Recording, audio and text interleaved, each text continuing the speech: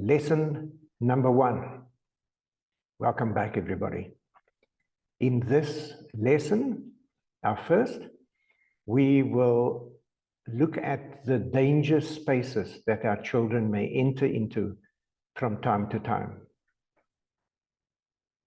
But before we start there, think about the following, and I'm sure as a parent, you have thought about these 3 questions yourself. Let's just ponder on them for a moment. As a parent, what do you fear most should ever happen to your child? Have you thought about that? What are the fears that you have of the things that may happen to your child from time to time, especially when they are not with you? Think about what are children in danger of in any case? What's lurking out there that we should take cognizance of? And where are those dangerous spaces in our communities? Where in our communities would the danger be lurking? Let's look at some of those spaces. First, we have public spaces. These are places that are generally accepted to be relatively safe spaces. Okay, generally accepted that they are relatively safe. Like your shopping malls, they should be safe spaces, shouldn't they? The cinemas in the shopping mall, clubs, sporting gatherings, kids and youth camps. It's generally accepted that these should be relatively safe spaces for our children. The gym or clinics and hospitals, our child should be safe there. Relatively safe, I would say. What do you think? Let's look at selected public spaces. Now, these are spaces where we expect our children will be safe. It's our basic expectation they will be safe there, like our schools. Surely, the school would have done enough to ensure that your child is safe. The library. What about restaurants?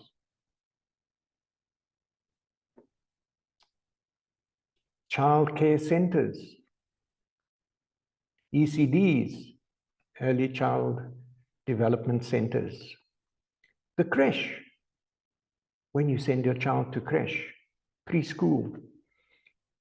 The church, and any event held at a church.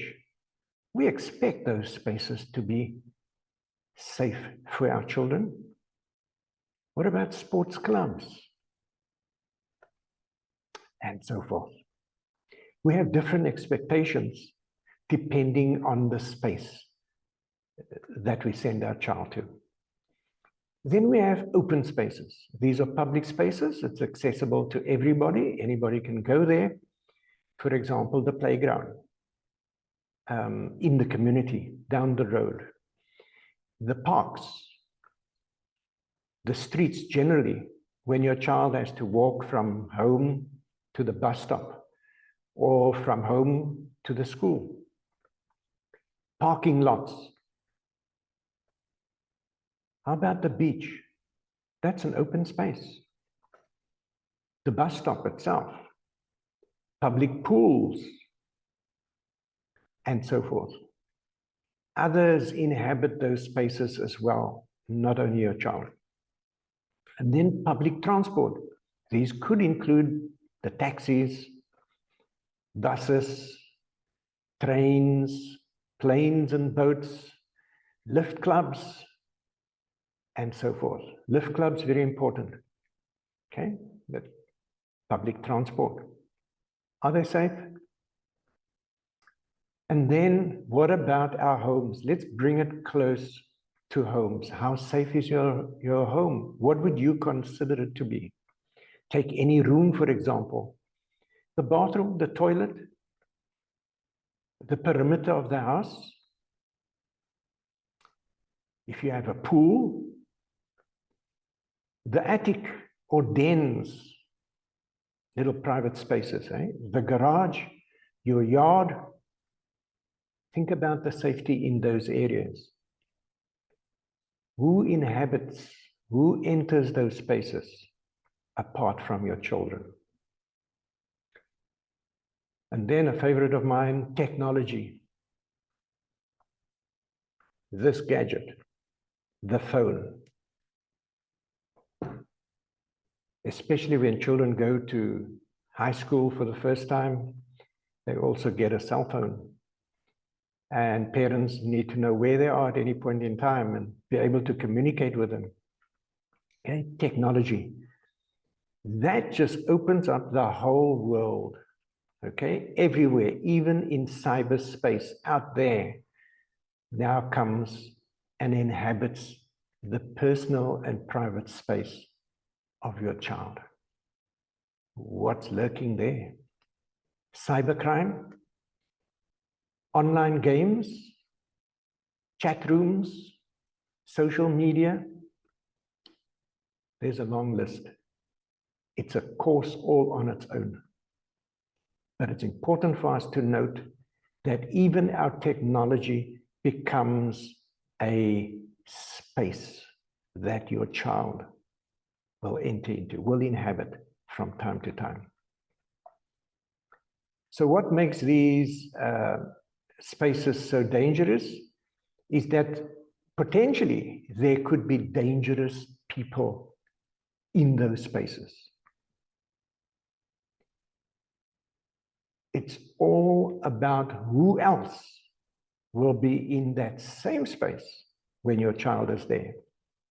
Now we can think of gangsters, we can think of criminals, there could be robbers, murderers, burglars, and so on. Suspicious strangers and followers. Can you think of more? What about bullies? We sometimes have bullies in the home. We certainly have bullies at school. I don't think there is a single child that is not impacted by a bully at school, if not in the same classroom. Take it from me. They know about them, and your child is either a victim or an observer. They've seen stuff happen. And then bullies in public spaces. There's always one child wanting to take advantage of another. What about predators? I don't like the word, but it aptly describes the person, the predator, the one who seeks to do harm. In their minds, they might consider themselves innocent, but they are the predators. They are the groomers, they are pedophiles. And by the way, the CIA, Central Intelligence Agency in the USA, has classified South Africa as the pedophile capital of the world.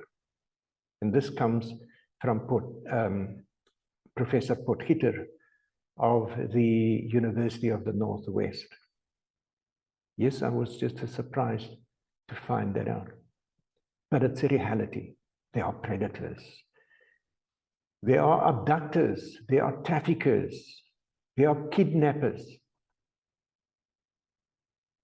in those spaces somewhere. Back home again, there are visitors that come. There are strangers.